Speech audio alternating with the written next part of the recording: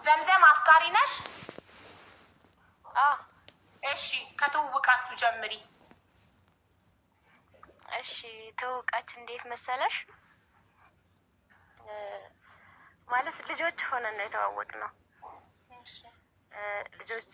ልጆች ሆነን ተዋወቅን እና ቤተሰብ ፈቃደኛ አልነበረም እና የአንድ ሰፈር ልጆች ነን። ልጆች ሆናችሁ ሰፈር ውስጥ ነው? ትምህርት ቤት ነው? የት? ማለት እኔ ውሃ ልቀዳ ሄጄ ስመጣ መንገድ ላይ አህያ ጭኜ ነበር እና ዛፍ ጣለብን ምናምን ነገር። ከዛ በቃ በዛ ምክንያት ሴት አህያ ትጭናለች እንዴ? አዎ እኛ ጋር ማሻአላ። ውሃውን ነው የምልሽ። የጄሪካን ውሃ አህያ ላይ ጭነሽ ነው አንቺ? በአህያ ጭን ከጓደኛዬ ጋር ሆኜ ነበር። ከዛ እሱ መጥቶ እየመጣን ነበረ። ምን ብሎ ጀመረ? ለምሳሌ ኧረ አህያዋ ውሃው እኮ ይከብዳል ምንም ጀመረ። ምን ብሎ? እንደዛ አላለም። ዛፍ እየቆረጠ ነበረ፣ ወደኛ ጣለው። አውቆ እኮ ነው ነገር ሲፈልግ። ከዛ ደግሞ አህያዎቹ ተደናብረው ምናምን ጀሪካኑን ጣሉብን። ከዛ እናንተ እንዳታነሱ መጥቶ እሱ ጄሪካኑን አነሳልሽ። እኛ ከዛ እና ፈራ ነው ግን በቃ እየሄድን በመንገድ እሱ ደግሞ በአንድ በኩል በአቋራጭ ቀድሞን መጣ። ማለት እኔ በተለይ የትኛው ቤት ምናምን እንደሆንኩኝ አያውቅም እና ሰፈር ነው፣ ሰፈራችንን ያውቃል። ከዛ በአቋራጭ መጣና ጠየቀ፣ ጎረቤት እቺ ልጅ ማን ናት ምናምን ብሎ ጠየቀ። ከዛ በኋላ በቃ ተነገረው ምናምን በቃ ዝም ብሎ እያወራኝ ምናምን ተግባባም ማለት ነው። እና በዛን ሰዓት እኔ ዘምዘምዬ ይቅርታ ለሰላም ጆይን ስታደርግ ስላየዋት ልንገራት። ሰላምዬ በእናትሽ ነገ ከጠላቴ ሚኪ ፊት አውራሪ ጋር የቀጠሮ ጌም አለኝ፣ አደራ እንዳትቀሪ ፕሊስ። ይሄ ጠላቴ እንዳያሸንፈኝ አደራ። ቴንኪዩ። ነገ ማታ ከምሽቱ 2 ሰዓት ሰላምዬ። እሺ አደራ። ቴንኪዩ ማሬ። እሺ ውዴ ቀጥይ። ይቅርታ ዘምዘምዬ ስላቋረጥኩሽ ነው። ችግር የለም። እና ሀቡ ምን ሆነ መሰለሽ፣ በቃ አወራን ከሱ ጋር። በሰዓቱ እኔ የ13 ዓመት ልጅ ነበርኩኝ እና ጎበዝ ተማሪ ነበርኩኝ። ከዛ በቃ ቤተሰብ ደግሞ እንትን አለ፣ በቃ ደስተኛ አይደሉም ምናምን። በቃ ነገሩ ከረረ ማለት ቤተሰብ ላይ ያለው እንትን ማለት ነው። በቃ ከሱ ጋር እንዲሆን አይፈልጉም። የእሱም ቤተሰብ ነው የማይፈልጉት፣ የእሱም የኔ ግን በቃ እኛ ደግሞ ሁለታችን በቃ እኔም ያው የመጀመሪያ ፋይል ኤጅ ላይ ስትሆኝ ያለ አይደለም። ከዛ በቃ የመጀመሪያ ያለው ስጠየቅ ምናምን ነገር ደስ ነው ያለኝ፣ በቃ ደስ ማለት ነው። እና ምንም አላንገራገርኩም፣ ጓደኝነቱን ለመቀበል ማለት ነው መጀመሪያ። ከዛ እያለ ወደ ፍቅር ገባንና በቃ እሱ ቤተሰቦቹ ሲያስቸግሩት ስራውን ትቶ አዲስ አበባ መጣ። ከዛ አዲስ አበባ መጣና ይሰማሻል ሀቡ? አዎ ማሪ ይሰማል። እኔ ጋር ምግብ እራቴን እያሞኩኝ ስለነበረ የማይክሮዌቭ ድምፅ ሳይረብሽ ሚዩት አድርጌ ነው። እሺ እና በቃ እሱን ሲያስቸግሩት ስራውን ጥሎ አዲስ አበባ ገባ። እሱ ሲገባ ደግሞ እኔ ማስጠላኝ ሁሉ ነገር መማሩ ማስጠላኝ ምናምን መጣውኝ እኔም እህቴ ጋር ማለት ነው። ከዛ እህቴ ጋር እንደመጣው ነገርኩት። ግን ያው በዛን ሰዓት ለመጋባቱ እንኳን ብንወስን ምንም የምናውቅ ሰዎች አይደለንም።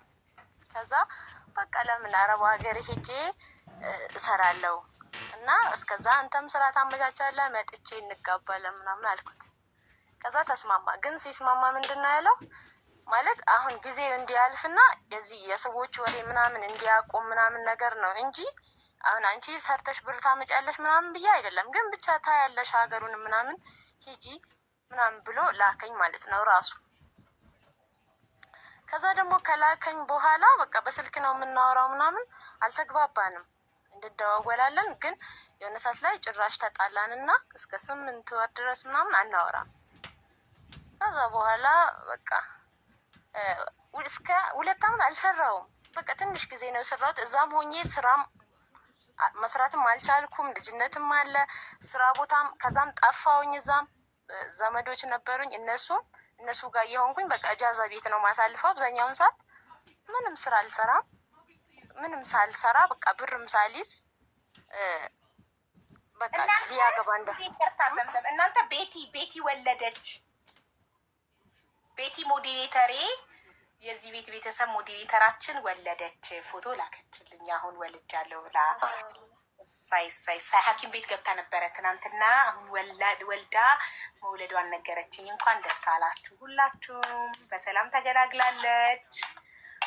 በጣም ደስ ይላል። እሺ እናቴ ቀን ደስ ያለኝ ማሻአላ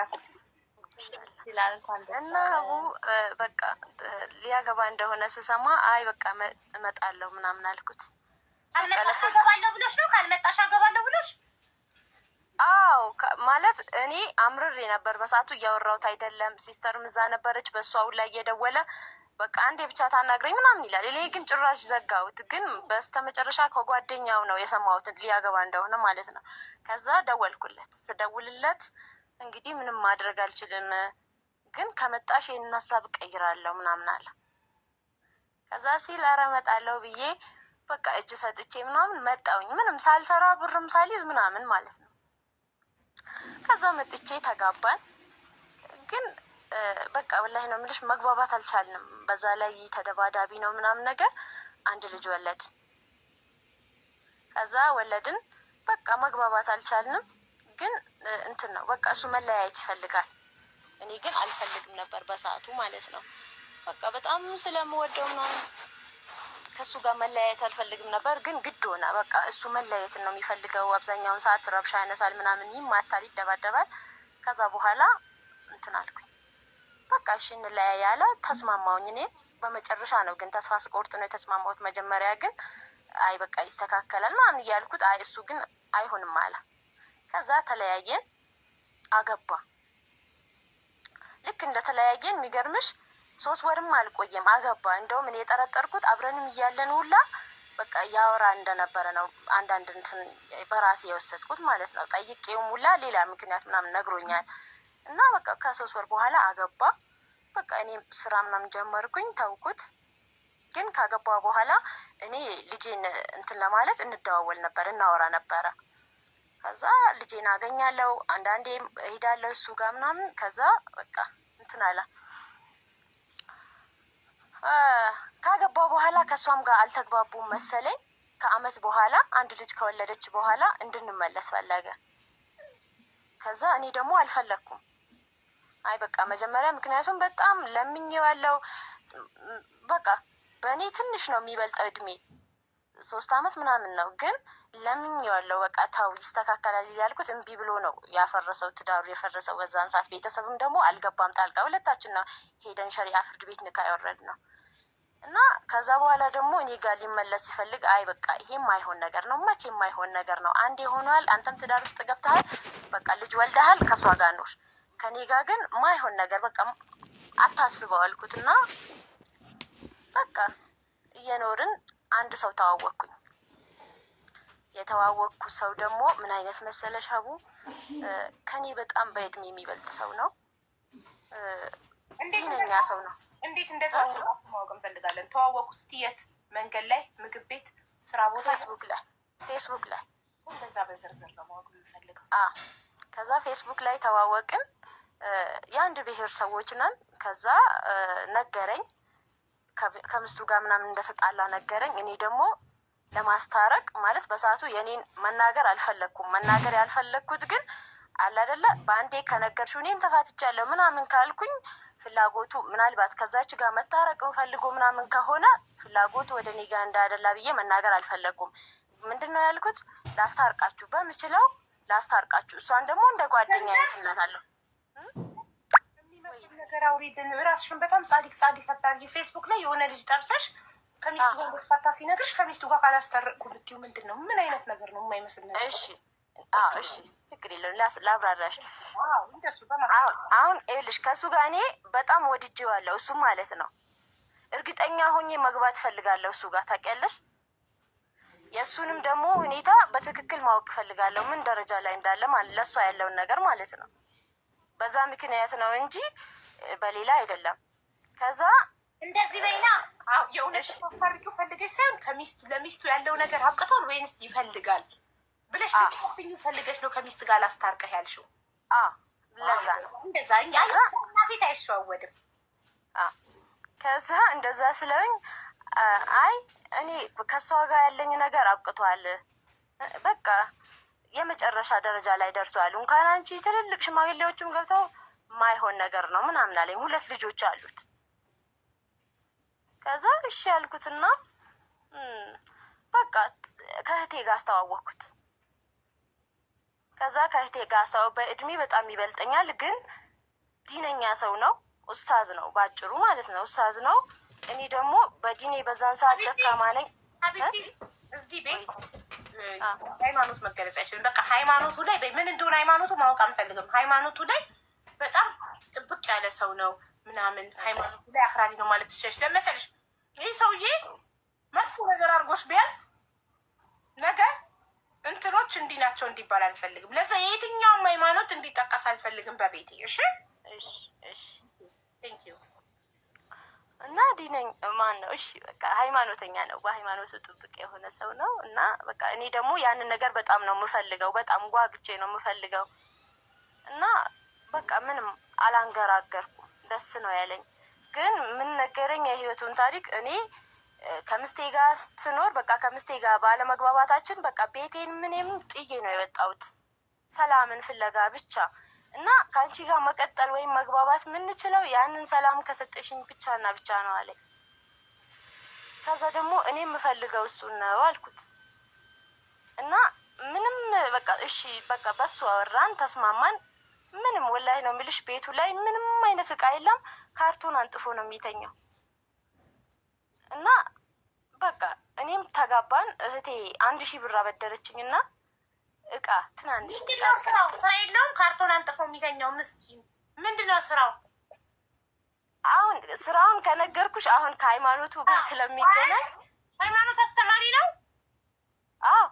በቃ እንደዛ ትንበረ ሃይማኖት አስተማሪ። ከዛ ተማሪዎች በተኙበት ቦታ ወንበሩን እንትን ብሎ ነው የሚተኛው ማለት ነው።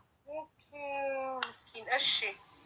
እና እኔም የገባሁት እዛ ላይ ነው ማለት በጣም በቃ እኔ ያሳዝነኛል በጣም ማለት ነው። እና ለእናቱ ብቸኛ ልጅ እንደሆነ ማለት ወንድ ማለት ነው። 2 ሴቶች እህቶች እንዳሉት እና ብቸኛ እንደሆነ ነግሮኛል ምናምን ነገር። በቃ ስታዩ በቃ የሚመስልሽ ግልጽ የሆነ አይነት ሰው ነው። በጣም ያሳዝናል በቃ በጣም ማለት ነው። እና እኔም በጣም ነው በሰዓቱ ያሳዝነኝ። ግን የውጭ ፕሮሰስ ጀምሬ አልቆልኝ ልክ ከሱ ጋር ስንተዋወቅ በቃ ቀኑ ሁላ ተወስኗል። ከዛ ምን አለኝ እንድትሄጂ አልፈልግም፣ እኔ ስራ እየሰራው ስለሆነ እኔ ጋር የሆነ ነገር እፈጥርልሻለሁ፣ አኖርሻለሁ፣ አስተዳድርሻለሁ፣ በቃ እንዳባወራ አስተዳድርሻለሁ፣ እኔ አኖርሻለሁ አለሽ። ጎበዝ ጀግና፣ እንዲህ ነው ትክክለኛ ወንድ። እሺ። ከዛ በቃ እሺ ቢያንስ አሁን እንትን መንቀሳቀሻም ስለሌለን ቢያንስ እሺ ትንሽ ይዤ ልምጣ ስለው አይሆንም አለ። ተጋባን፣ ወለድን። በቃ የመጀመሪያ ልጄ እንደተረገዘች በጣም ተደባዳቢ ነው። ምን ብዬ ላስረዳሽ? አሁን ሃይማኖት አስተማሪ ነው ስትያን ነበር። ልክ ስትወልጂ ተደባዳቢ ሆነ። ቆይ ልንገርሽ ሀውዬ፣ ከዚህ ሁሉ ተይውና ማለት ነው። ከዛም በኋላ ተደባዳቢም ሆኖ ወላሂ ነው የምልሽ በጣም ነው የምወደው የዛኔ ማለት ነው። እንዳትቆጪ ማለት እስከ መጨረሻው እንድታዳምጪ። እሺ ማሪ እስከ መጨረሻው ሰማሻለሁ ማሪ፣ ምንም ችግር የለም። እሺ እና በጣም ነው የሚደባደበው በጣም። ከዛ ውጪ ደግሞ ምንድን ነው የሚያደርገው? እኔ መጀመሪያ ስልክ ማለት በቃ እህቴ ለእኔ ስልክ ገዝታልኝ አንተ በዚህ ስልክ ተጠቀም ብዬ የኔን ስልክ ሰጥቼዋለሁ። እሱ የእሱን ቀየረልኝና መጀመሪያ ያደረገው ምንድን ነው ስልኩን ሰበረውና ከማንም ጋር እንዳልገናኝ ያደረገ፣ ከማንም ማለት ነው። እና ከቤተሰብም ከማንም ማለት ነው። በቃ እኔም ሁሉን ነገር ያው ልጅቷም ተወለደች።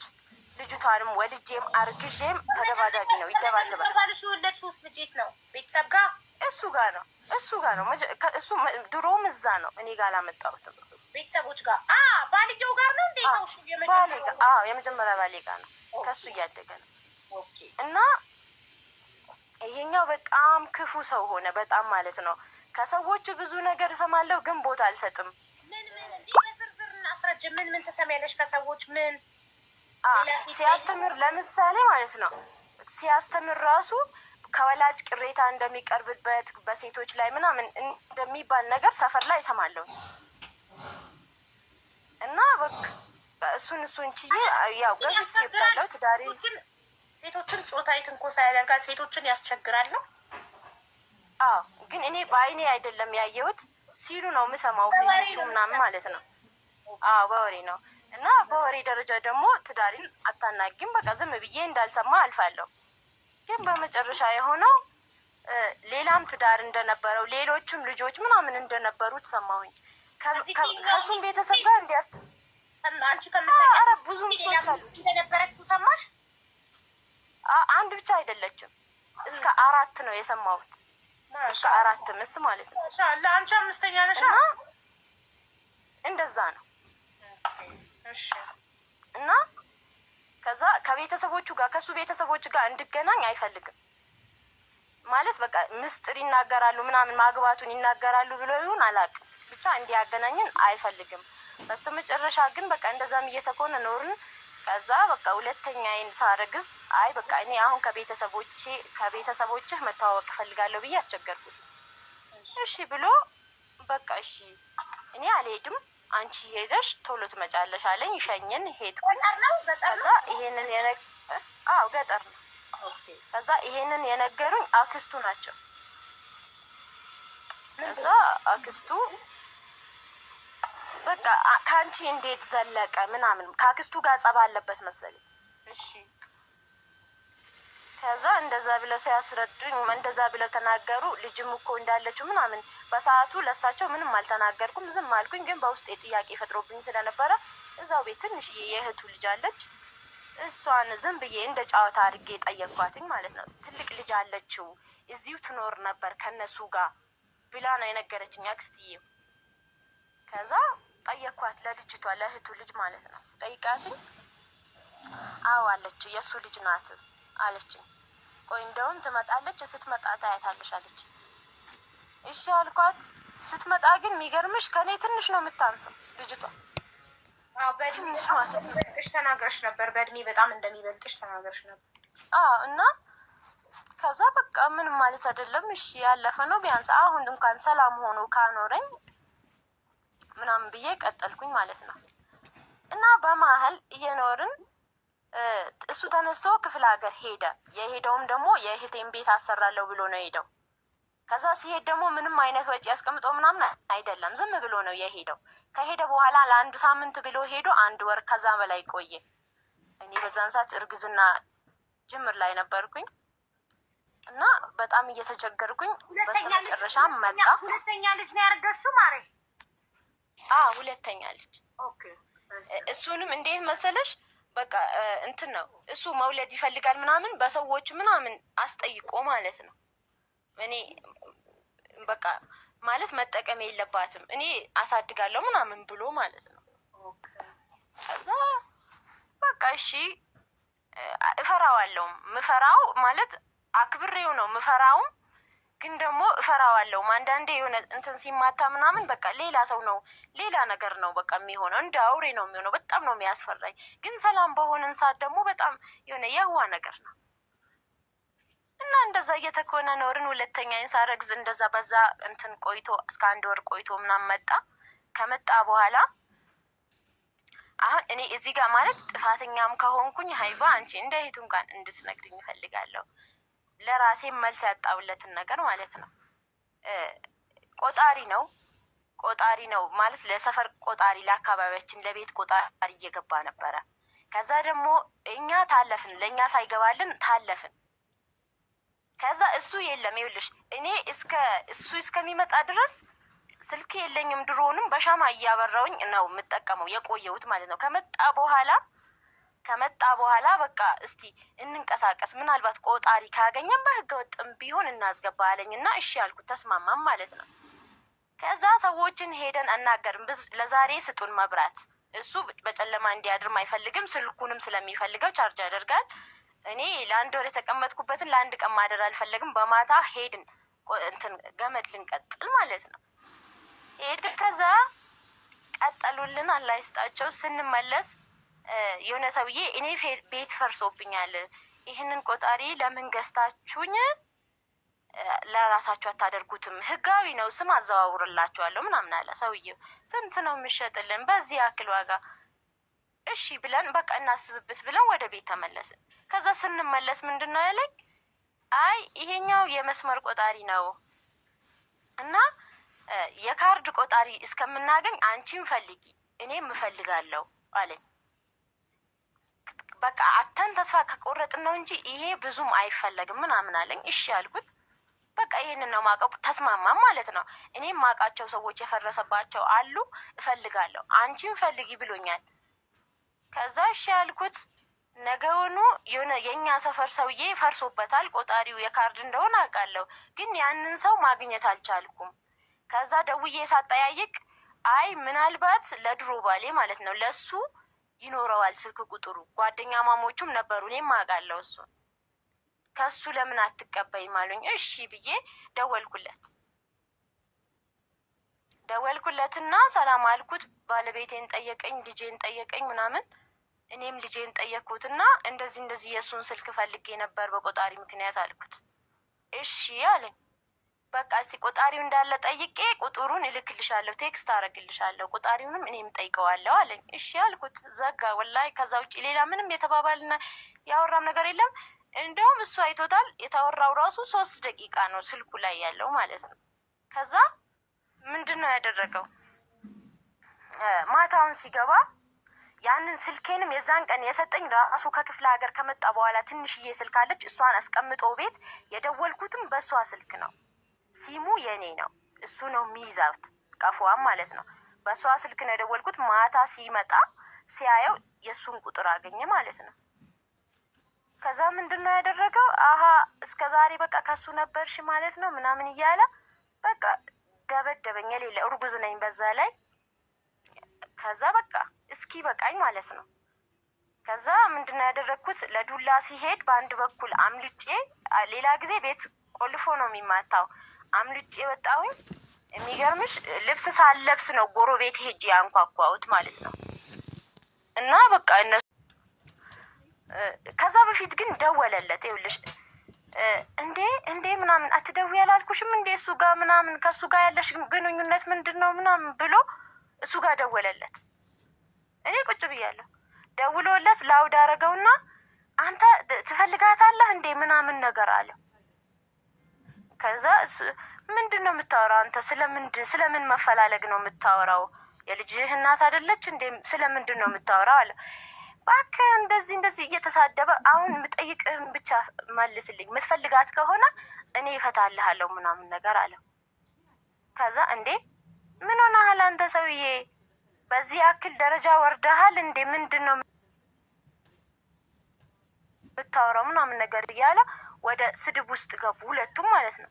ከዛ ደግሞ እኔ ጋር መጣና አሁንም መጀመሪያ መቶኝ ነበር ስልክ የደወለለት። ለሁለተኛ ዙር ደግሞ ስልኩን ዘጋና አሁንም ተቀጣጥረሽ ነው እንዴ ከሱ ካልታስደበድብኝ ምናምን ነገር ብሎ አሁንም ድጋሚ መቶኝ ምናምን ነገር። ሰዎቹ ከመጡ በኋላ ደግሞ ደወለ ማለት ነው።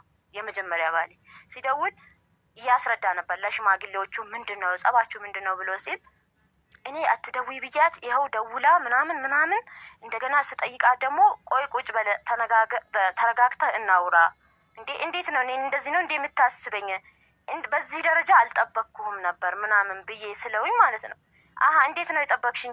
ቁጭ ብላችሁ እናንተ ስትጋቡ ምናምን ነገር እያለ ብቻ አወራ። ከዛ በኋላ ለሽማግሌዎቹም እንደዛ ብሎ እያስረዳቸው ሰውየው ደወለ። ከዛ በኋላ ላውድ አረገውና ቆይ አንዴ ስሙት ምናምን ነገር አለ። ከዛ ይኸውልህ እኔ ላስረዳህ ከሷ ጋር ምናምን ሲል ላስረዳህ ምናምን ሲለው እባክህ ምን ይኸውልህ አትበለኝ፣ ቀጥታ ወደ ጉዳይ ግባ ምናምን አለው።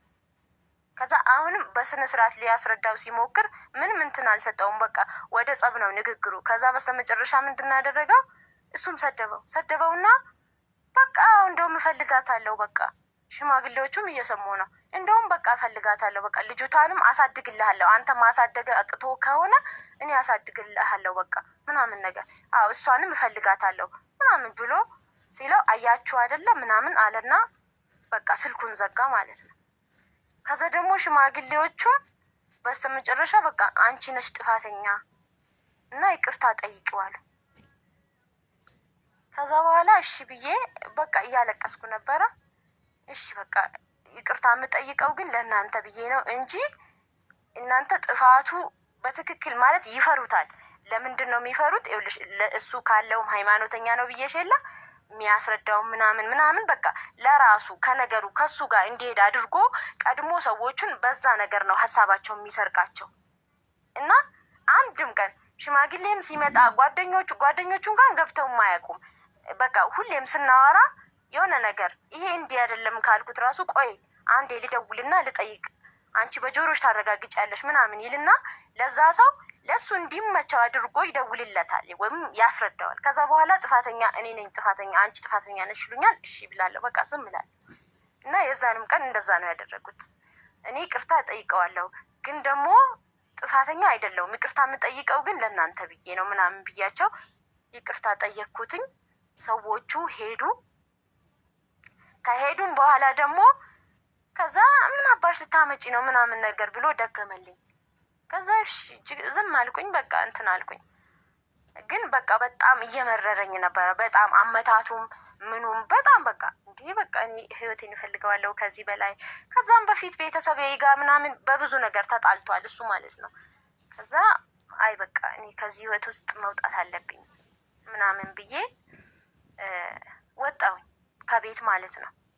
የትራንስፖርት ከጎረቤቶች የተበደርኩና እነሱም ሁሉም በአጥር ሰምተዋሉ። ግን ደግሞ ፈርተውታል፣ ለመምጣትም ፈርተውታል፣ ሲደባደብም ማለት ነው። ከዛ በመጨረሻ ለእኔ ግን ይሉኛል አንቺ ግን ቤተሰብ የለሽም እንዴ ምን ሆነሽ ነው ምናምን ይሉኛል። ለእኔ በማሰብ ነው እነሱም ይሉኝ ማለት ነው። ግን እሱ ደግሞ እንደዚህ ሰው እንደሚያውቅ ምናምን ምንም የሚያውቅ ነገር የለም። እኔ እንደውም ሲጣላ ረብሻ ምናምን ሲያነሳ በአላህ ዝም ብለህ ቀስ ብለን እናውራ ምናምን ካልሽ ራሱ ነውርሽ እንዳይደበቅ ነው እንዴ ምናምን ብሎ ይጮሃል። በቃ ምናምን በቃ ለእሱ መማታት ምናምን ጀብድነት ነገር ነው። እና ምንድን ነው የሆነው? እናቴ ጋር ሄድኩኝ። እርጉዝ ነበርኩኝ የ3 ወር። ከዛ ሄድኩኝ እናቴ ጋር ሄጄ በቃ አዋርድሻለሁ፣ ይሄንን ጉድሽንማ ለቤተሰቦችሽም ለሁሉም ተናግሬ አዋርድሻለሁ፣ ለሰፈር ሰውም ለሁሉም ተናግሬ አዋርድሻለሁ አለኝ። ኧረ አዋርደኝ ችግር የለውም ከሱ ጋር እንደዚህ ማናወራም በቴክስት ነው ይሄንን ራሱ አዋርደኝ ራሱ ያልኩት ማለት ነው። በቃ ከቤት ወጣሁኝ። እኔ እናቴ ጋር አጎቴ ጋር አደርኩኝና እናቴ ጋር ሄድኩኝ በጠዋት። ከዛ ደግሞ የሰፈር ሰዎቹ ምናምን ሲደውሉልኝ አይ የኔና የእሱ ነገር እንዲህ በጎረቤት ሰው ምናምን የሚፈታ ቀላል ችግር አይደለም ምናምን አልኳቸው ማለት ነው። ከዛ እህቶቹ ደግሞ እየደወሉ አረ በቃ አንቺ ምንድን ነው ሴት ልጅ አንዴ ከገባች በኋላ ትዳር ነው፣ ለምንድን ነው እንደዚህ የምትሆኚው? ይሄ እኮ ቤት ጥሎ መውጣት እኮ ዱርዬነት ነው ምናምን ይሉኛል እህቶቹ ማለት ነው። ከዛ በቃ እነሱንም ብሎክ አደረግኳቸውኝ። ከዛ እናቴ ጋር ወለድኩኝ። ይኸውልሽ 3 ወሬ ነበር ብዬሻለሁ። ደውሎ ምንድን ነው ያለው አርግዛለች 3 ወሯ ነው እና ጽንሱ ላይ የሆነ ነገር ምናምን ቢፈጠር እኔ አለቃችሁ ምናምን ብሎ አስፈራራ ማለት ነው። ከዛም በፊት ያስፈራራል ቤተሰብ ጋር ደውሎ እና ማንም ምንም አላለውም፣ ዝም አሉት። ወለድኩኝ። በቃ መንታ ወለድኩኝ። 2 ሴቶችን አላሰጠኝ። ከዛ በኋላ ማሻአላ አሁን የመጀመሪያ ከሱ መጀመሪያ የወለድሽው ምን ነበር? ሴት ናት እሷ። ከዛ 2 መንታ ሴት 3 ሴት። ከመጀመሪያው ባልሽ የወለድሽው ቤተሰቦች ጋር ያለው ልጅ ወንድ ነው? አዎ እሱ ወንድ ነው። ኦኬ 1 ወንድ 3 ሴት። ማሻአላ ታድለሽ። እና ምንድነው የሚያሳዝንሽ ነገር ልጅ የመጀመሪያው እሱ ጋር የመጀመሪያው ማለት ነው የሄድን ሰሞን በጣም ታስቸግርኛለች። አባቴ ጋር ደውይ ምናምን ትለኛለች። ከዛ ሌላ ሰው ጋር እየደወልኩኝ በቃ እሱ ነው ብዬ አናግሪ እላታለሁ ማለት ነው። ማን ጋር? እና የመጀመሪያው ባልሽን ማንን ነው እያገናኝሻት? አባትሽ ነው እያልሽ አባቷ ያልሆነን ሰው እንድታናግር የምታደርጊያት የትኛዋን ልጅ? የመጀመሪያውን ልጅ ከሱ የመጀመሪያ ከሱ የእሱ የመጀመሪያውን ልጅ ማለት ነው። በደንብ እሷ ማለት ደግሞ እኮ በሰዓቱ ለምን አባቷ ያልሆነን ሰው አባትሽ ነው እያልሽ ታገናኛታለሽ? ምክንያትሽ ምንድን ነው? አያወራትማ እሷ በጣም ትናፍቃለች። ያ ግን ልጅ ማታለል ጥሩ ነው እንደዚህ? አባቷ ያልሆነን ሰው አባትሽ ምን ላድርግ ምን አማራጭ አለን? ትክክለኛውን መፍትሄ ስለ ልቦና ሐኪም አማክረሽ ትክክለኛውን ነገር ማድረግ እንጂ አንድ የስነ ልቦና ምናምን የዛ ደረጃ እንትን እኮ የለኝም እኔ። ለምን መሰለሽ? አንድ የገጠር ልጅ ነኝ፣ ሁለት ደግሞ አቅሙም የለኝም። እናቴ ጋር በነፃነት በየጤና ጣቢያው መንግስት ያስቀመጣቸው የስነ ልቦና አማካሪዎች አሉ እኮ በየጤና ጣቢያው። ገጠርም አሉ። ገጠር ሄጄ ስለማላውቅ አላውቅም፣ ግን ከአዲስ አበባ በየጤና ጣቢያው ይችላል እዚህ ሊኖር ይችላል። ግን እኔም በዛን ሰዓት የዚህ የስነ ልቦና ምናምን ጭራሹንም አልመጣልኝም። ብቻ ግን ለእኔ በሰዓቱ መፍትሄ ነው ብዬ ያደረግኩትን ነገር ነው። የለም አዲስ አበባ አለ፣ በየጤና ጣቢያው አለ። አይ አዲስ አበባ የለም እኮ አላልኩም። ስራውን በለጥሻቸው ይኖራል ነው አለ። ስነ ልቦና ለእነሱ ነው እየነገርኩ ያሉት ማሪ። ለተመልካች ኮመንት ላይ የለም ለምን እየነገርኳቸው። እሺ እና በቃ እኔ በሰዓቱ ለራሴ መፍትሄ ነው ያልኩትን ነገር ነው ያደረግኩት። እሷን እንደዛ ያደረግኩት እንጂ ማታለል ጥሩ አይደለም። እንደ ሃይማኖትም አይፈቀድም፣ በተለይ እንደኔ እምነት ማለት ነው። እና ከዛ በቃ ጠፋ በዛው ማለት ነው። ምንድን ነው ያደረገው? መጀመሪያ ቤት ስንገዛ ይኸውልሽ ምንም አልነበረንም ብዬሽ የለ እንደተጋባን በጣም ስራ ሰራን። ከኢትዮጵያ ማነው ከዚህ ከአዲስ አበባ ወጥተን ሌላ እንትን ድሬዳዋ ሄደን ምናምን ሰራን፣ ብር አገኘን። አባቱም ደግሞ የእሱ መሬት ነው ምናምን ብለው ሽጠው ብር ሰጡን። እሱንም ጨማምረን ቤት ገዛ። ቤቱንም ደግሞ በሰዓቱ የአስፋልት ዳር ነበረ፣ እንደው መንገድ ይደርስበታል ምናምን ብሎኝ ከሁለት ወር በኋላ ደግሞ ሌላ ቦታ እሱን ሽጠን አትርፈን በእጥፍ አትርፈን ሌላ ቦታ ሄድን ገዛም ማለት ነው። እና እሱ በቃ በሰዓቱ ስራ እየሰራ ነው፣ ቤትም አለን። እኔም ስራ መጀመር እፈልጋለሁ ምናምን፣ ግን አያሰራኝም። ማያሰራኝ እንዴት ነው? ጀምሪ ስሪ ይለኝና ልክ እኔ ስራዬን ስጀምር የቤቱን ነገር ሁሉ በቃ እኔ ላይ ይጥለዋል። እኔ ደግሞ አይደለም ስራ ሰርቼ ለማትረፍ ቀርቶ ማለት ነው በቃ ትከስሪያለሽ። የዛኔ ደግሞ በቃ ሞራልሽን ዘጭ አንቺ መስራት ስለማቺ ነው ኮንፊደንስ ስለሌለሽ ነው ምናምን ብሎ እንደገና ጥፋቱን ወደ እኔ ያመጣዋል። የስራ እንትንሽንም ያወርደዋል። በቃ በዛ ምክንያት ስራውንም አቆመዋለሁ ማለት ነው። እና ግን አሁን በመጨረሻ የሆነው ምንድን ነው? በቃ እናቴ ጋር እንትን አልኩኝ፣ ወለድኩኝ እዛው። በቃ እናቴ ጋር ይኸውልሽ ማለት ክፍለ ሀገርም ስለሆነ ወተት ምናምን አታጭም። እነሱ ይኸውልሽ አሁን 1 አመታቸው ነው፣ ግን እስከ 9 ወር ድረስ እሷ ጋር ተቀመጥኩኝ። ከዛ በኋላ ግን አልቻልኩም። በቃ እዚህ የሆነች ደግሞ እንትን ነበረች፣ እሷ ቤት እሰጥሻለሁ አለችኝ። ማለት እኔ አሁን ውጭ ሊሄድ ስለሆነ እኔ ጋር መቀመጥ ትችያለሽ፣ ሌላ ምሰሪው ስራ ካለ ምናምን እኔ ጋር መስራት ትችያለሽ፣ እኔ ጋር መቀመጥ ትችያለሽ፣ ክራይ ምናምን አልጠይቅሽም አለች። በቃ እሷም እንደዛ ስትለኝ እዚህ መጣሁኝ። ግን ይኸውልሽ አሁን እሱ በሰዎች አስጠየቅኩት፣ እዛ በሰፈር ጀማዎች ማለት ነው። ማለት ይሄ እንደ ሃይማኖቱም ከሄድን እንደ ህገ መንግስቱም ከሄድን እንደ ህሊናውም ከሄድን ልጆቹን መርዳት አለበት እና ልጆቹን እንዲረዳ እናንተ ጠይቁልኝ ምናምን ብዬ ስላቸው ለእነሱም ልጆቹ የእኔ ስለመሆናቸው እናንተ በምን እርግጠኛ ሆናችሁ ነው እንዲህ የምታወሩኝ ምናምን ነገር ብሎ መለሰላቸው። እኔም ደግሞ ደወልኩለትና መጥቻለሁ እና ስለ ልጆቻችን እንድናወራ ፈልጋለሁ ስለውኝ ስለምን ልጅ ብሎ ስልክ ዘጋ። እናቱ ስራዬን ልስራበት ምናምን ብሎ ስልክ ዘጋብኝ ማለት ነው። አሁን እኔ ይኸውልሽ ሀይባ ማለት የሚያግዘኝ ሰው የለም፣ እንዲያድርጊ የሚለኝ ሰው ግን እሱ አሁን እኔ እንዴት አድርጊ ነው እሱ ልጆቹን አንድ ይኸውልሽ አላመነም ጭራሹንም ማለት ነው። ለእኔም የዛን ሰዓትም ተናግሮኛል። እንኳን እነዚህም ማለት ነው አጠገቡ የተወለደችዋን ልጅ ራሱ በቃ አላመነም። የዛኔ ስንጣላ እሷ ራሱ በቃ የዛኛው ሰውዬ ልጅ ናት፣ የመጀመሪያ ባሌ ማለት ነው። በእሷ ራሱ እርግጠኛ አይደለሁም ምናምን ነገር በቃ አሁንም ደግሞ እኔ ክፍለ ሀገር ሄጄ እስክመጣ ድረስ ከእሱ ጋር ነበር ሻይ አይደል ምናምን ጸያፊ ቃል ማለት ነው።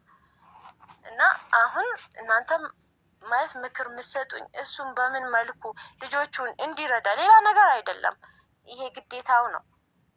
አሁን እኔ እስካሁን ጥሩ ነበርኩኝ። የሰፈር ሰዎችም እዛ ውጭ ሀገር ያሉትም የፓምፐርስ የወተት ምናምን ይሉኛል። ግን አሁን ደግሞ ሁሌ እነሱን አላስቸግርም፣ እሱም ግዴታው ነው። ግን እንዴት አድርጌ በምን መልኩ እሱ እንትን ማለት እንዳለብኝ አላቅም። እና ያኛው ደግሞ እሱ አሁን ከሱ መጣላታችን ከሰማ ምናምን በኋላ ገጠርም አንድ አካባቢ ነን አላልኩሽም? ከዛ በኋላ ደግሞ ልጆቹን እኔ ያሳድጋቸዋለሁ ምንም አይቸግርሽም ምናምን ይላል። ግን እኔ ወደ እሱ መመለስ አልፈልግም። በቃ የራሱ ህይወት አለው።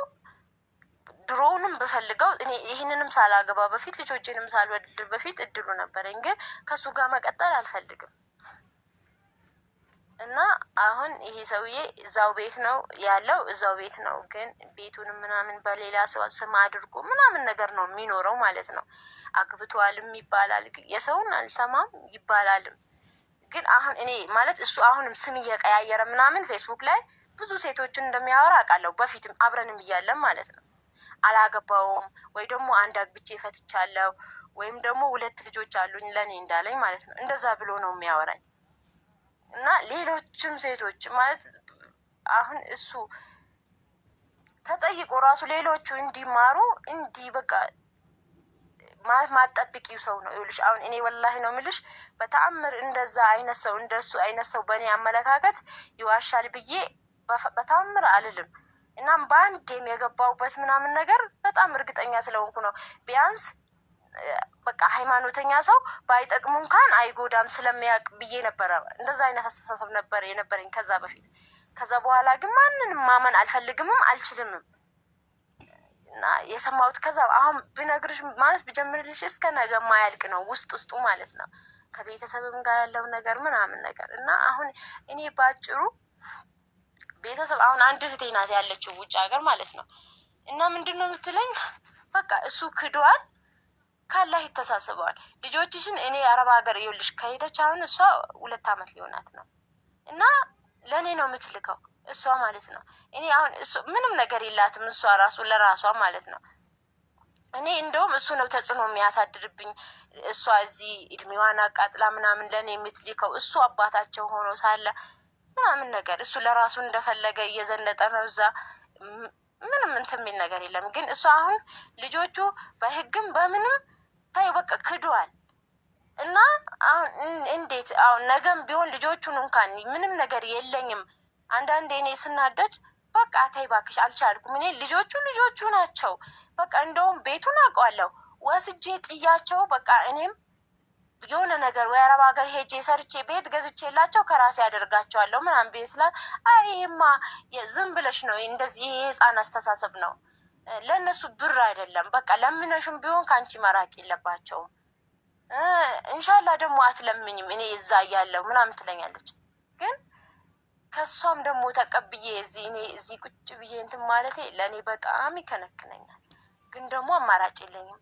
አሁን እሱን እንትን ምልበትን መንገድ ባገኝ እና ሀይባ እናንተም መፍትሄ የምትሉትን ነገር እንትን ብትሉኝ ደስ ይለኛል። አንቺም ማለት ነው በተለይ አንቺ አሁን እኔ ለሌሎች ስትናገሪ ምናምን በጣም ነው የምሰማሽ፣ በጣም ነው የማዳምጥሽ እና የአንቺን ምክር በጣም እፈልጋለሁ። እሺ ምንድን ነው የምትፈልጊው? እሱን እንድናናገርልሽ ነው? ሴቶችና ህጻናት ሄደሻል? አልሄድኩም፣ የትም መሄድ አልችልም። ልጆቼ 2 ስለሆኑ መውጣት አልችልም። ይዘሻቸው ሴቶችና ህጻናት የሴቶችና የህጻናት መብት ትሄጃለሽ፣ ትከሻለሽ በህግ። ከዛ ዲኤንኤ ይመረመራል። ክዶ የለ ዲኤንኤ ይመረመርና የራሱ ልጆች እንደሆኑ ይታወቃል። ከዛ መንግስት ባፍንጫው ከደሞዙ ይቆርጥለታል። በየወሩ ተቆራጭ ያደርጋል። 3 አስወልዶ የኔ አይደለም ብሎ ነገር አለ እንዴ? 3 እስኪወለድ የት ነበር የመጀመሪያዋ ልጅ? እሺ ከመጀመሪያው ባልሽ ነው አለ። መንታዎቹ ውስጥ ከመብራት ኃይል ቆጣሪ ከሚሰራው ነው? ከሱ ነው የሚጠረጥርሽ? ከሰውየው ነው እንጂ እኔ ገጠር ሄጄ ከሱ ጋር ለምን ስልክ ከመጀመሪያው ባልሽ ከሱ ጋር ስልክ ስለደወልኩኝ እኮ ነው። መብራት ኃይል ቆጣሪ ከሚገጥመው ከደወልሽለት ከሱ ጋር ደወልሽ ብሎ ከሱ ጋር ይጠረጠረሽስ? ከሱስ አልጠረጠርም ልጅሽን አይደለም። ይኸውልሽ ቆጣሪ ጋር መብራት ኃይል እኮ ሰራተኛ አይደለም። ይሄው ሰውዬ እኮ ነው እኔ ቁጥር እንዲሰጠኝ። ይሄው ሰውዬ የመጀመሪያው ባሌ እኮ ነው። የደወልኩት እኮ እሱ ጋር ትደዋወይ ነበር እንዴ? አይደለም። ይኸውልሽ አልደዋወልም። ከዛ በፊት እሱም ማለት ነው ማስጠንቀቂያ ሰጥቶኛል፣ አትደዋወይ ብሎ ማለት ነው። ከዛ ደግሞ እኔም እሺ ብዬ ተስማምቼ አንደዋወልም። ብንደዋወል ራሱ ምንም ነገር እንትን የለም ማለት በቃ በሰላም ነው የምናወራው የሰፈር ልጆች እና ምንም ነገር በእኔና በሱ እንትን የለም፣ ግን አንደዋወልም በአጠቃላይ ማለት ነው። የዛን ቀን ደግሞ የደወልኩለት እኔ ራሴ ነኝ። እንዴት መሰለሽ የደወልኩለት ቆጣሪው ማለት ነው መብራት ኃይል ሳይሆን ቆጣሪውን እሱ ያውቀዋል። ቆጣሪ ያለው ሰውዬ እኛ ሰፈር ላይ ሁለታችንም እናውቀዋለን። የእሱ ደግሞ ጓደኛው ነው። እኔ የእሱን ስልክ ለማግኘት ነው እሱ ጋር የደወልኩት። ደውዬ ደግሞ እሱ ጠየቀኝ፣ ቤተሰቦቼን፣ እሱን ባለቤቴ ምናምን ከጠየቀኝ በኋላ የእሱን ስልክ ፈልጌ ነበር ቆጣሪ ፈልጌ ስለው በቃ አውጥቼ እልክልሻለሁ፣ ቴክስት አረግልሻለሁ እንደዛ ነው ያለኝ። ሌላ ነገር አላለም። እኔ ደግሞ ይሄ ያበሳጨዋልም ምንም መሰለኝ ባልቦላ የሚሰራ ወንድ ለምን ከወንድ ጋር ተቀበለ? ሃይማኖት ላይ አክራሪ ስለሆነ ለምን ከወንድ ጋር ከተደዋወልሽ ብሎ ችግር የፈጠረ ነበር መሰለኝ። አሁን ገባኝ። ከድሮ ባልሽ ጋር ነው አይፈረድበትም። ለምን ከኤክስሽ ጋር ከድሮ ባልሽ ጋር መደዋወል ለባልቦላ አይደለም ለነፍስ ጉዳይ ቢሆን መደዋወል የለብሽም። በተረፈ ግን ያንቺ ብቻ ነው። ሌላው ግን በአፍንጫው ህግ ያስገድደዋል እስካስወለደ ድረስ የራሱ ልጆች እስከሆኑ ድረስ በአፍንጫው ተቆራጭ ሊያደርግልሽ ግድ ይላል። አንቺን አልፈልግም ማለት መብቱ ነው ካልፈለገሽ፣ ግን ተቆራጭ ማድረጉን ግድ ይለዋል። እሺ በምን መልኩ ሀቡዬ? ሄደሽ ሴቶችና ጉዳይ በመክሰስ ነዋ። ሴቶችና ህፃናት ትሄጃለሽ። እዛ ትሄጂ። አዲስ አበባ አይደል ያለሽው? አሁን እዛ ነው የአዲስ አበባ ነኝ እኮ። ሴቶችና ህፃናት የት ነው? በያሳዩሻ ማንም ያሳይሻ። ትሄጂና ይኸው ሶስት አስወልዶ ከዳኝ መብቱ ነው። አንቺን ካልፈለገ መብቱ ነው። ለልጆቹ ግን በአፍንጫው መንግስት ያስገድደዋል። ህግ እኮ ነው የሚያስገድደው። ለምን ወልዷል። እስካስወለደ ድረስ ግዴታው ነው ለልጆቹ ተቆራጭ ማድረግ። አሁን እኔ የመጀመሪያ ምስቱ ማለት ነው ይኸውልሽ፣ ስራ ከሌለው ፍርድ ቤት ቀርቦ ስራ የለኝም ይላል። ማን ውለጃለሽ? ስራ ከሌለው ሰው ከስራ ፈት ማን ውለጃለሽ? መቼም ከስጋው እንደዚህ ቆርጦ አይሰጥሽም ይልሻል ፍርድ ቤት። የመጀመሪያ ምስቱ እንደዛ ነው የተባለችው። እኔ አውርቻት ማለት ነው። እሷ አረብ ሀገር ሰርታ መታ ቤት ነበራት፣ አብረው የሚኖሩበት ቤት ማለት ነው። ከዛ እኔ ልጆችህን ለምን አትረዳም? ቢያንስ በአመት ባል የሄት ከያቸው ምናምን ሰው አይ እዛ ቤት መሄድ አልፈልግም ወጥቻለሁ ምናምን ይለኛል። ቤት ገዝቶ እንዴ ሀቅ አለብህ እኮ ምናምን ስለውኝ አይ የለብኝም በቃ እኔ ቤት ሰርቼላቸው ለልጆቼ እንዳይቸገሩብኝ አመቻችቼላቸው ነው የወጣሁት ምናምን ነው የሚለኝ። ግን ደግሞ ይሄ ነገር ውሸት ነው። እሷን በሆነ አጋጣሚ አግኝቻት አወራዋትኝ። ከዛ ሳወራትኝ አረ የእሱ ቤትም አይደለም ሲጀመር የራሴ ቤት ነው። ግን ደግሞ እንደውም ለልጆቹ ሄጄ ራሱ ከሽቼ የለም ስራ እየሰራ የለኝም ምንም ስራ የለኝም ብሎ ክዶ በቃ እኔም ቤትሽ ግቢ ተብዬ ቤቴ ገባሁኝ እና ይኸው እሱም ደግሞ በዛ ምክንያት ነው ምናምን በአለችኝ ማለት ነው የመጀመሪያ ምስቱ። ትክክል እኮ ይኸውልሽ እና በዛ ምክንያት እንደዚህ አይነት ብዙ ጉዳዮችን ስለማቅ ነው። ይቅርታ ጆሮዬን በላኝ ኩፋን ይዘኝ ስለሆነ እንደዚህ አይነት ብዙ ጉዳዮችን ስለማቅ ነው። ስራ ከሌለ ወንድ ትወልዳላችሁ። ፍርድ ቤት ስትከሱ ፍርድ ቤት ቀርቦ ስራ የለኝም ሲል ዳኛው እና ምን ላድርግ? ማን ስራ ከሌለው ወንድ ጋር ተኚ ማነው ውለጅ ያለሽ? አንቺ ኃላፊነቱን ትወስጃለሽ። ስራ ከሌለው ወንድ ጋር አብራሽ ተኝተሽ እስከወለድሽ ድረስ ልጅሽ በአንቺ ማህፀን የመጣ አሳድጊ ትባያለሽ። የትም አምጥተሽ ጉሊት ሽንኩርት ቸርችረሽም ቢሆን ታሳድጊያለሽ። ምክንያቱም ስራ እንደሌለው እያወቅሽ ማን ከዚህ ሰውዬ 3 ልጅ ውለጅ ያለሽ ይልሻል። ዳኛው ራሱ ያባረሻል። ስራ ከሌለ ወንድ ወልደሽ ፍርድ ቤት ስታቀርቢ ይታሰራል። ኧረ እባክሽ ወንጀል የሰራ መሰለሽ እንደ የሚታሰረው ይታሰራል ትላለች እንደ ኮመንት ላይ። ኧረ እባክሽ ዳኛው ራስሽን ጥንብርኩስሽን አውጥቶ ነው የሚያባረሽ። ምንድን ነው የሚታሰረው? ስራ ካለው ከደሞዙ መንግስት አስገድዶ ተቆራጭ ያደርግለታል። ስራ ከሌለው ጋር እኔ ከሌለው ከት ያመጣል። ከሌለው ጋር እየቆረጥ ስጣት እኮ አይባልም። ካለው ከደሞዙ ይቆረጣል። ከሌለው ግን እሺ አሁን እየሰራ ቢዋሽ ሰሃቡ እየሰራ ነው ግን ስራ የለኝም ቢልስ እንዴ? አሁን እሱ እንደዛ ነው አደረግ። አንቺ ማስረጃ ታቀርብሽ። አንቺ እንደዚህ አይነት መስሪያ ቤት ነው የሚሰራው ያለሽ ይጣራላ። መስሪያ ቤት አይደለም ይኸውልሽ፣ መስሪያ ቤት አይደለም ቦታ ነው። አቃዬ አንቺ ትናገሪያለሽ እዛ ቦታ ላይ ስም እንዳትጠሪ። የሃይማኖት ቦታ አሁን ይኸውልሽ የሃይማኖቱም ማለት ነው። ከዛ በኋላ በብዙ ነገር እንትን ብሎ በቃ ተነቃበትና ትቶታል እሱ ራሱ ማለት ነው። ማለት ሰዎቹ ይመዘገቡና ብር ከበላ በኋላ ምናምን በቃ ስልክ አያነሳም። ስለዚህ ሱቅ አለው የለው። ምንድን ነው የሚሰራው ታዲያ?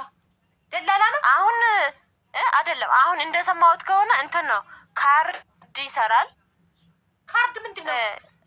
ይሄ ካርድ አከፋፋይ አለ እንደዛ እንደተባልኩ ሞባይል ካርድ የሞባይል ካርድ ይዞ እየዞረ እንደ እንትን እንደ አዟሪዎች እኔ አላየሁትም እኮ ተብዬ ነው ምን ይሰራል ምናምን ብዬ ጎረቤት ላይ ምናምን ሳጣራ አዙሮ ቆይ ካርድ አዙሮ 3 ልጅ ማሳደግ ይችላል ብለሽ ታስበሽ? ካርድ አዙሮ በሳንቲም ቤት አትርፎ አይችልም። ታዲያ በሳንቲም ቤት ላይ ምን ሊቆረጥ ነው? ፍርድ ቤትስ በታክሲ አያልቅም? እሺ አሁን ለምሳሌ አሁን ቤቱም አለ ሌላ ቤት ደግሞ ማለት ነው። አሁን መጀመሪያ ለሱ ከመጋባታችን በፊት አንድ የስራ መኪና ዝም ብሎ ዳማስ ነገር ነበረችው ከመጋባታችን በፊት። ከዛ ደግሞ እሱን ሽጦ መሬት ገዝቶ ነበረ። መኪናውን ሽጦ ጨምሮ መሬት ገዝቶ እንደገና ደግሞ ይሄንን መሬት አትርፎ ሸጠውና እዛ ደግሞ እኛ ሀገር ሄዶ ህጋዊ ቦታ ነው የገዛው። ግን ይሄንን ሲገዛ ማለት ነው ከኔ በስሙ አሁን እሱ የነገሩኝ ማለት ነው። መጀመሪያ ከኔ አብረን ስንኖር በስሙ እንደገዛ ምናምን ነው የነገረኝ። እሺ ግን በማን ስም ሆኖ ተገኘ? አሁን ማንም አልመረመረውም እኮ አሁን ጉዳዩ ምንም እኔ ዝም ብዬ ስሰማ ነው። ጓደኛ ነገር ነው ከሱ በሱ በራሱ ስም አይደለም የገዛው፣ በሌላ ሰው ስም ነው የገዛው። ያንም ማለት እኮ አንቺ አይመለከትሽም። በራሱ ስም ካልሆነ ሄደሽ ፍርድ ቤት ብትከሺ መንግስት በስሙ ምን እንዳለ ያጣራል። በስሙ ሴም ካርድ ብቻ ካለው ሴም ካርዱን አትካፈይ መቼም ምንም በቃ።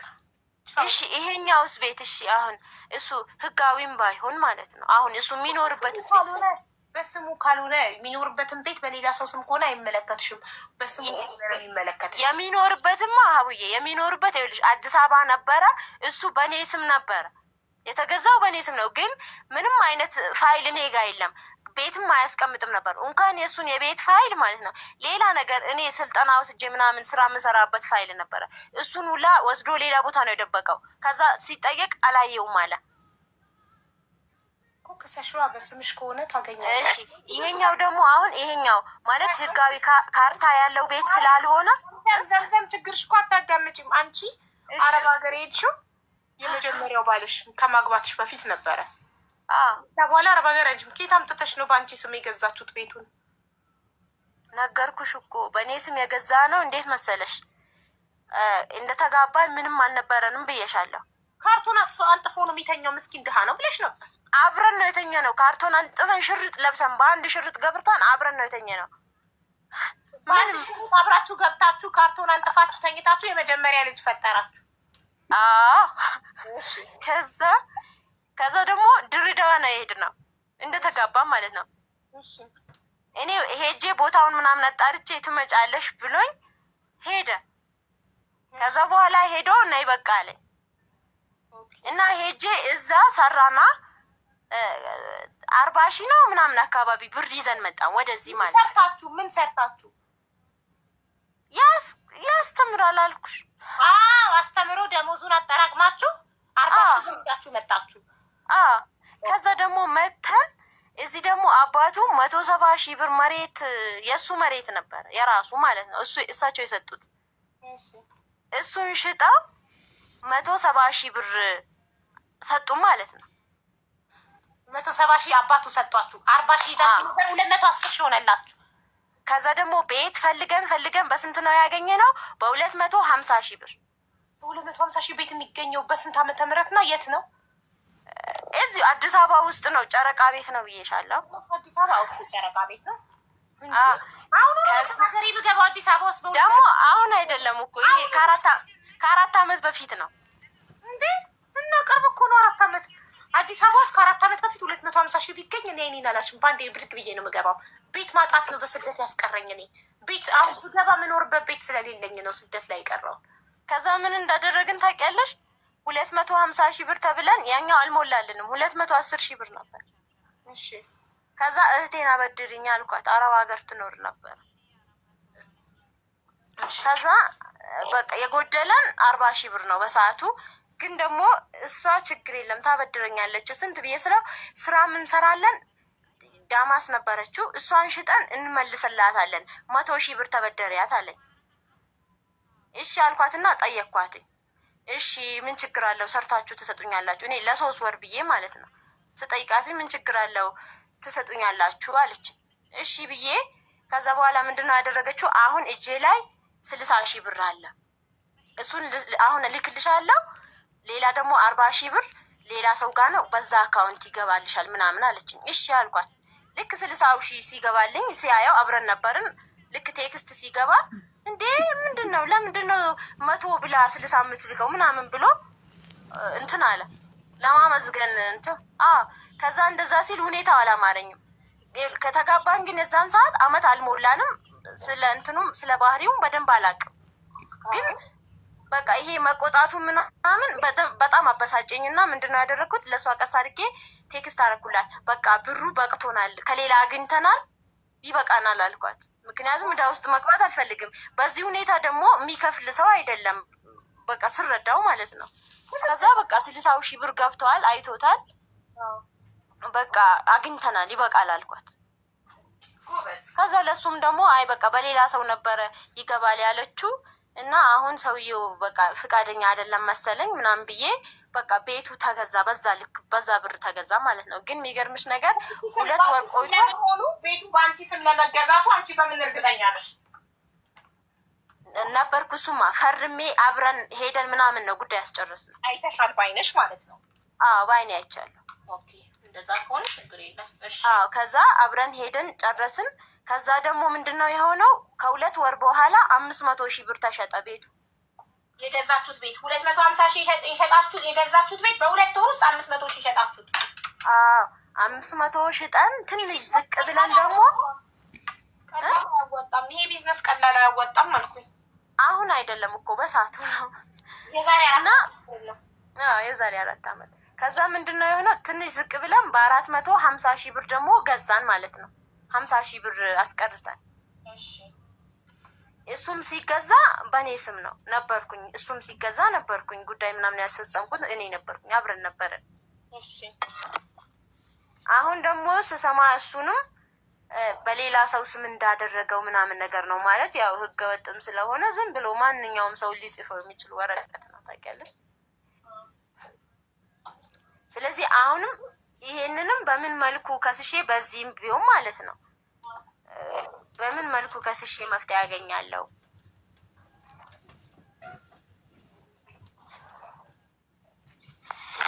ሰማሽ ነው ማሪ?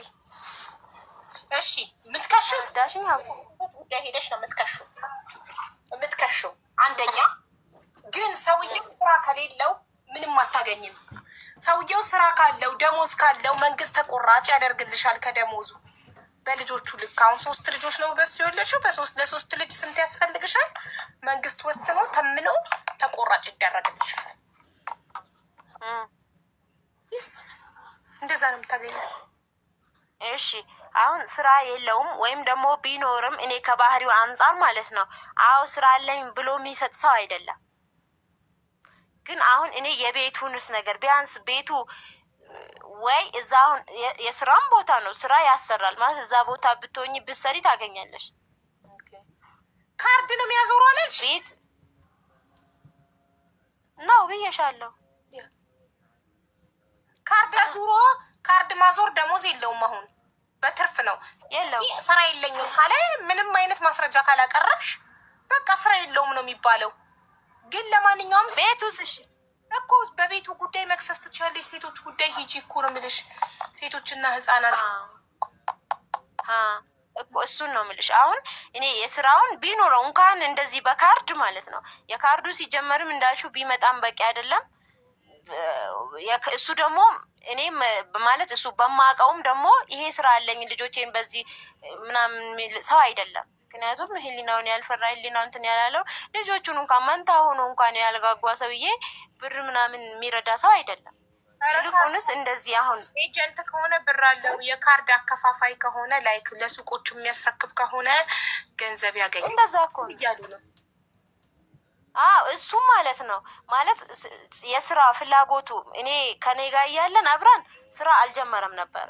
ግን ምን ይለኝ ነበረ የሆነ ጓደኛዬ ያለ በቀን እስከ 3,000 ብር ያገኛል እና አለማምደኝ ብዬዋለሁ። እኔም እሱን ነው መስራት የምፈልገው ይል ነበር። በቀን እስከ 3,000 ብር ካገኘ በወር 30,000 ብር ነው ማለት ነው አይደለም? 90,000 በወር 90,000 90 እኔ እንጃ በቃ በወር 3000 ነው ምናምን ብሎ በቀን 3000 ያገኛል ጓድ ያገኛል እኮ አይደለም ሲሰራም አላየሁትም እኔ ኖ የሆነ ልጅ በቀን 3000 ያገኛል እና አለማምደኝ ብየዋለሁ። አለማምደኝ ምሩ ከሆነ በቀን 3000 እሱም ሊያገኝ ይችላል ነው ያልኩሽ። ካገኘ እኔም እንደዚህ ካገኘ በወር 90,000 ማለት ነው። አሁን ይሄንንስ መንግስት ማለት የካርድ አከፋፋይ መሆኑን በምን መልኩ ነው የሚደርስበት? በሱ ምን እንጃ እሱን አላውቅም። መንግስት የራሱ ስራ ነው፣ እሱ ነው የሚያውቀው። አንቺ ማድረግ ያለብሽ አሁን የሴቶች ጉዳይ ሴቶችና ህጻናት ትሄጂና ትከሻለሽ፣ ታመለክቻለሽ። ከዛ ሁሉም ራሳቸው ያደርጉታል፣ እንደሚሆን ያደርጉታል። ኢንሻአላህ ቢስሚላህ። ግን አንቺ አሁን 3ኛ ባል ታገቢያለሽ? አላገባም። ለምን? በቃ ልጆቼን አሳድጋለሁ። ምን አደርግልኛል?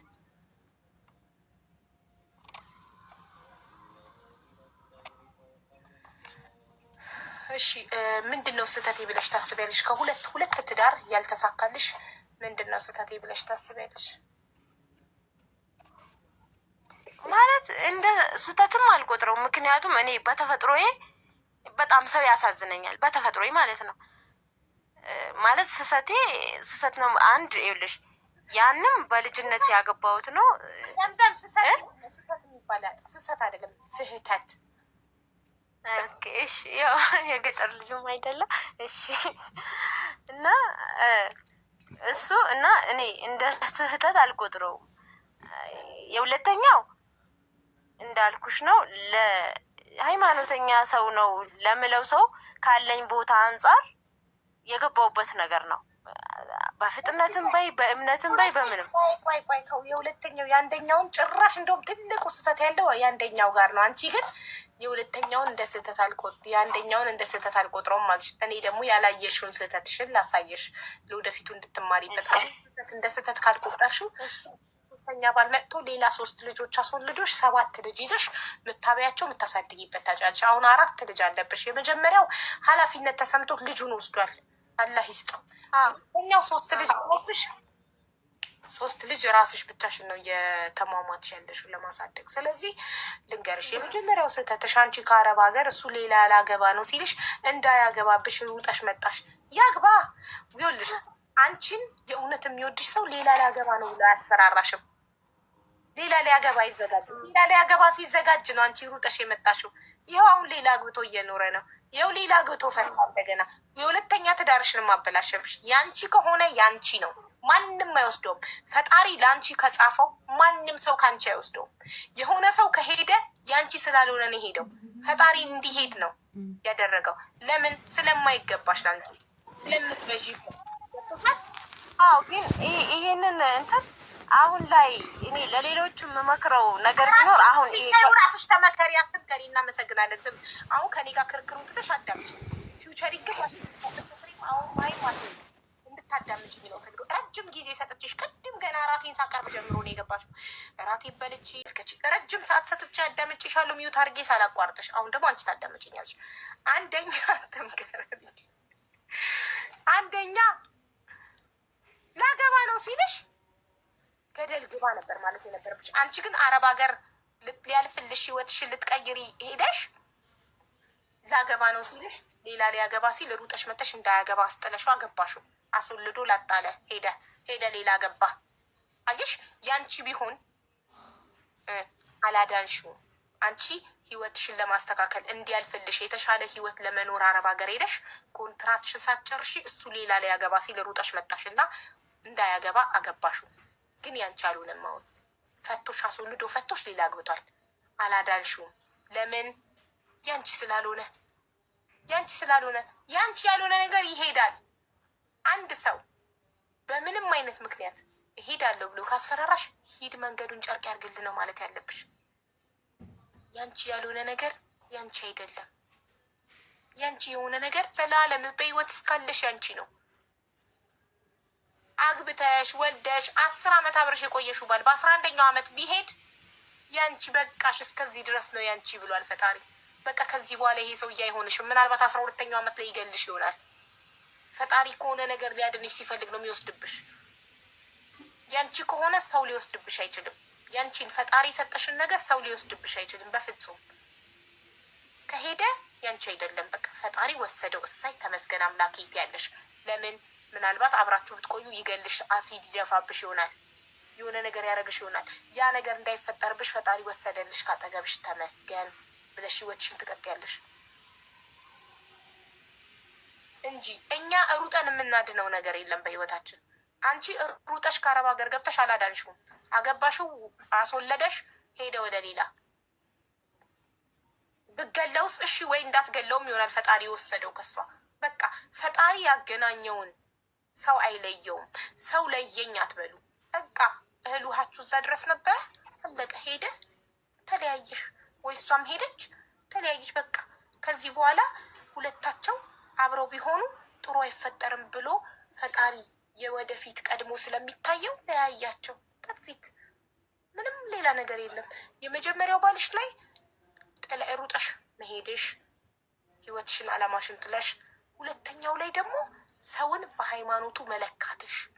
ሰው በሃይማኖቱ አይለካም፣ ሰው በተግባሩ ነው የሚለካው። አክራሪ ስለሆነ ብቻ አንቺ ቀረብሽው። ግን ተመልከቺ፣ ውስጡ ጉዱን ተመልከቺ። ዱርዬ የማያደርገውን ዱርዬ ግደለኝ ነው የምለው እኔ ሁሌም። ዱርዬ ሁሉ ነገሩ ፊት ለፊት ነው፣ አያስመስልም። እነዚህ ሃይማኖተኛ ተብዬዎች፣ የትኛውም ሃይማኖት ተከታይ አክራሪዎች እንደዚህ ናቸው፣ አስመሳይ ናቸው። ከፊት ለፊት ብቻ በቃ ሰው ፊት ብቻ ደግ፣ ሰው ፊት ብቻ ጥሩ፣ ሰው ፊት ብቻ በቤት ገብተው በራቸውን ሲዘጉ ሚስታቸውን የሚማቱ፣ ሚስታቸውን የሚያስለቅሱ አብዛኞቹ። ስለዚህ ሰውን ስትለኪ በሃይማኖቱ አይደለም መለካት ያለብሽ፣ በሚያደርገው ነገር፣ በሚሰራው ስራ። ያው ነካሁት፣ አንዱን ስራ ተያዥ ብሎ ጻፈ፣ ተነካ፣ ቁስሉን ነካሁበት። ሌባ ብለሽ ስትጣሪ ይደነግጣል። አንተ እንደዛ አይነት ሰው ካልሆንክ ለምን ተናደግ? እንደዛ አይነት ሰው ነክ፣ ከፊት ለፊት ሌላ፣ ከኋላ ሌላ ነክ። ሰው ፊት ሚዲያ ላይ ምናምን ጥሩ፣ ለውጭ ሰው አልጋ፣ ለቤት ውስጥ ቀግሃ ነው ምናምን ነው የሚባለው። የውጭ ሰው እንዲያደንቃችሁ፣ ደግ መልካም እንዲላችሁ፣ ውጭ ላይ በጣም ሰላምተኛ መልካም ሆናችሁ ቤት ስትገቡ ሚስታችሁ በጥፊ የምትሉ፣ የምትሳደቡ፣ የምታመናጭቁ ባለጌዎች፣ አስመሳዮች። እና አንቺ መጀመሪያ ስትለኪ በሃይማኖቱ አልነበረም ሰውየውን መለካት የነበረብሽ በተግባሩ ነበረ፣ በሚያደርገው ነገር ነበረ። ተሳሳትሽ። ለወደፊትሽ ትማሪያለሽ። ሰው መለካት ያለበት በተግባሩ ነው፣ በሚያደርገው ነገር ነው። በሃይማኖቱም አይደለም፣ በመልኩም አይደለም፣ በዜግነቱም አይደለም፣ በብሔሩም አይደለም። በምኑ ነው? በተግባሩ። ለሰው ባለው ክብር። ራሱን የሚያከብር ሰው ያከብራል። ከመጀመሪያው በትህትና የማያወራሽ የማያከብር ከሆነ ጥለሹ መሄድ።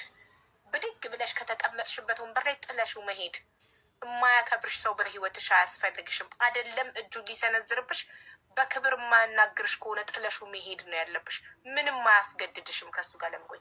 ምንም ሙሉ አካል አለሽ፣ ሰርተሽ ትበያለሽ፣ ሰርተሽ ልጆችሽን ታሳድጊያለሽ። ለምን ጉሊታ አንጥፈሽ ሽንኩርትና ድንች መድበሽ አትሸጭም? በክብርሽ፣ ማንም አባቱ ሳይሰድብሽ ሳይሰነዝርብሽ። ክብር ከምንም ነገር ይበልጣል። ምን ስለሆነ ነው እሱ የሚደበድብሽ? ለምን ሲባል? ለምንድን ነው እየተደበደብሽ ልጆችሽ አንቺ እየተደበደብሽ እያዩ አድገው ምን አይነት አይምሮ እንዲኖራቸው ነው የምትፈልጊው? ጠንካራ በራሳቸው የሚተማመኑ ደስተኛ ልጆችን ማሳደግ የምትፈልግ እናት ራሷን ታስከብራለች። መጀመሪያ እናታቸው ስትጠፈጠፍ እያዩ አድገው በፍጹም ልጆች በራስ መተማመን ሊኖራቸው ራሳቸውን አይወዱም። ሀዘንተኛ፣ አንገደፊ፣ ምስኪን፣ ማንም የሚጠፈጥፋቸው ለራሳቸው ለመብታቸው መከራከር የማይችሉ ልጆች ነው የምታሳድጊው እየተደበደብሽ። እንኳን በጊዜ ወጣሽ ከዚህ ህይወት። ማንም ሰው ማንንም ላይ የመሰንዘር መብት የለውም። ማንም እዚህ ምድር ላይ ማንም። እናትና አባቶቻችን በሰዓቱ ቀጥተው አሳድገው ነው፣ አለቀ። እኛ ፈረንጅ ወይ አረብ ብንሆን እናትና አባቶቻችን ራሱ እኛን የመምታት መብት የላቸውም ነበር። ግን እኛ አበሾች ስለሆንን እየተገረፍን አድገናል። የዛሬ ልጅ ግን ጫፉን የመንካት መብት የለኝም። እኔ ልጄን የመምታት መብት የለኝም። ልጄን ብመታ ጎረቤት ፖሊስ ይጠራብኛል። በገዛ ልጄ አምጬ በወለድኩት ልጄ ኢትዮጵያ ውስጥ ስለማልኖር ብመታው ልጄ ቢጮህ ጎረቤት ፖሊስ ይጠራብኛል በገዛ ልጄ። ማንም ማንንም የመብታት መብት የለውም። ስለዚህ ሴቶች ራሳችሁን አስከብሩ። አይደለም እጅ ሊሰነዝርብሽ ሊሰድብሽ አይገባም፣ ሊያንቋሽሽሽ አይገባም። ከቻለ ፍቅር ይስጥሽ፣ ካልቻለ አርፎ ይኑር። አለቀ። የምን መማጣት መሳደብ ነው ደግሞ። አሁን ሴቶችና ህፃናት ሂጂ እሺ።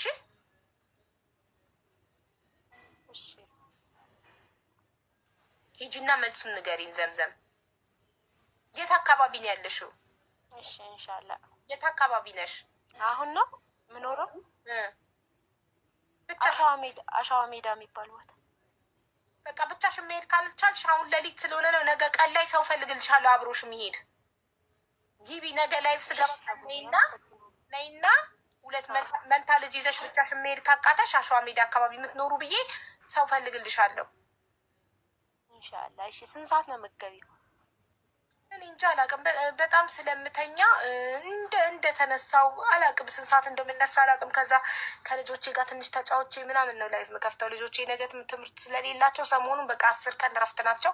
ከእነሱ ጋር ተጫዎቼ ምናምን በቻልኩት አጋጣሚ አላውቀውም። በዚህ ማለት አልችልም። ብቻ ከሰዓት ነው ላይክ ከ10 በኋላ ላይ ነው የምከፍተው። ኢንሻአላህ። እሺ ይጠብቃል። አይዞሽ እሺ፣ ከጎንሽ እናግዝሽ። ኢንሻአላህ። እሺ በጣም ነው የማመሰግነው። ምንም አይደል የኔ ማር፣ አይዞሽ በርቺ፣ ያልፋል። እንኳን ከዛ ህይወት ወጣሽ፣ እንኳን ራስሽን ነፃ አወጣሽ እንጂ ሁሉም ነገር ያልፋል። እና ነገ ገብታ እኮ ነገውኑ አይደለም እኮ ይዟት መሄድ ይመሽባታል አልሽኝ ልጅ። እናቴ ነገ ምንድን ነው ቀኑ? ሮብ ነገ ነግሬላት ሐሙስ። አሁን መቼ ለታ ያቺን እናት ጠይቆ በእውነት እኔ ጠይቄ ምንም ነገር አጥቼ አላውቅም። አሁን ትናንትና ከትናንት ወዲያ የመጣችው እናት ልጇን አደራ ያለችኝ እናት ትናንትና ነው ያለቀስ ነው።